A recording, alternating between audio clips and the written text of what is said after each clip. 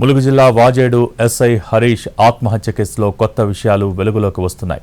ప్రేమ వ్యవహారం, కుటుంబ సమస్యలే ఆత్మహత్యకు కారణమని తెలుస్తోంది. హరీష్ ఓ అమ్మాయితో ప్రేమలో ఉన్నారు. అయితే ఇంట్లో వాళ్లు వేరే సంబంధం చూస్తున్నారు. దీంతో తీవ్ర మనస్తాపానికి గురయ్యారు హరీష్. నిన్న రాత్రి తన గర్ల్ ఫ్రెండ్తో హరిత రిసార్ట్కు వెళ్లాడు. ఆ తర్వాత సర్వీస్ రివాల్వర్తో కాల్చుకుని చనిపోయాడు. హరీష్ స్వగ్రామం భూపాలపల్లి జిల్లా రేగొండ మండలం వెంకటేశ్వరపల్లె. గతంలో వాజేడు ట్రైనీ ఎస్ఐగా విధులు నిర్వహించాడు. తర్వాత పేరూరుకు బదిలీ అయ్యారు. 6 నెలల క్రితం మళ్లీ వాజేడు స్టేషన్కు బదిలీపై వచ్చారు హరీష్. వారం క్రితం 2 ఇన్ఫార్మర్లను మావోయిస్టులు చంపిన ఘటనలో హరీష్పై ఒత్తిడి ఉందని ప్రచారం జరిగింది.